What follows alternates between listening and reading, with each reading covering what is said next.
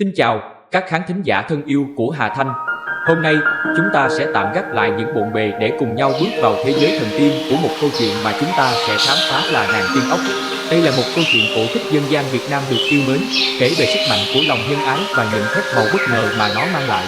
Câu chuyện kể về một bà lão nghèo khổ, cô độc mà hành động tử tế giản dị đã thay đổi cuộc đời bà mãi mãi. Ngày xưa, tại một ngôi làng nhỏ, có một bà lão rất nghèo và sống một mình. Hàng ngày, bà phải ra đồng mỏ cua bắt ốc để kiếm sống qua ngày. Bà là người hiền lành, nhân hậu, nhưng cuộc sống thì vô cùng vất vả. Một buổi sáng nọ, khi đang mò mẫm trong bùn, bà bắt được một con ốc có vỏ ngoài đẹp lạ thường, lấp lánh màu xanh ngọc trai rực rỡ.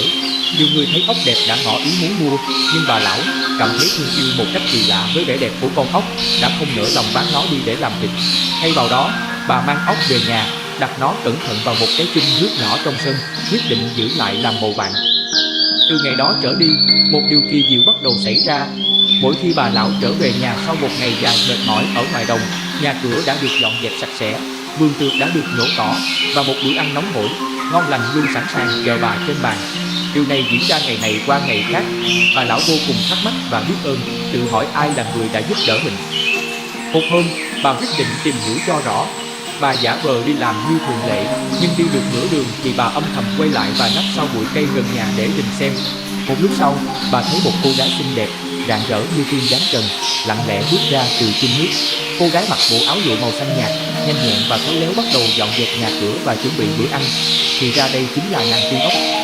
Bà lão mừng rỡ vô cùng và tràn đầy yêu thương. Bà nhanh chóng lẻn đến bên chum nước, cầm chiếc vỏ ốc lấp lánh lên rồi đập vỡ tan tành để cô gái không thể chui vào lại được nữa. Nghe tiếng động, cô gái xinh đẹp vội vàng chạy về phía chum nước, định chui vào vỏ ốc, nhưng đã quá muộn. Bà lão tiến tới, mắt ngời lên tình yêu thương và nói: "Con gái ơi, hãy ở lại với mẹ, sống với mẹ và đỡ đần mẹ bớt cô đơn vì con." Nàng Tiên Ốc thấy được lòng nhân hậu và tình thương chân thành của bà lão, đã đồng ý. Từ đó, hai mẹ con sống bên nhau hạnh phúc và bà lão nhân từ không bao giờ phải chịu cảnh nghèo đói hay cô đơn nữa. Bài học truyền cảm hứng. Câu chuyện Nàng Tiên Ốc dạy chúng ta rằng lòng tốt và sự nhân ái thực sự không bao giờ là vô ích. Hành động giản dị của bà lão khi tha mạng cho một con ốc xinh đẹp đã mang lại một phép màu bất ngờ cho cuộc đời bà. Nó truyền cảm hứng cho chúng ta hãy sống nhân hậu và yêu thương đối với tất cả mọi sinh linh, dù nhỏ bé và tầm thường đến đâu.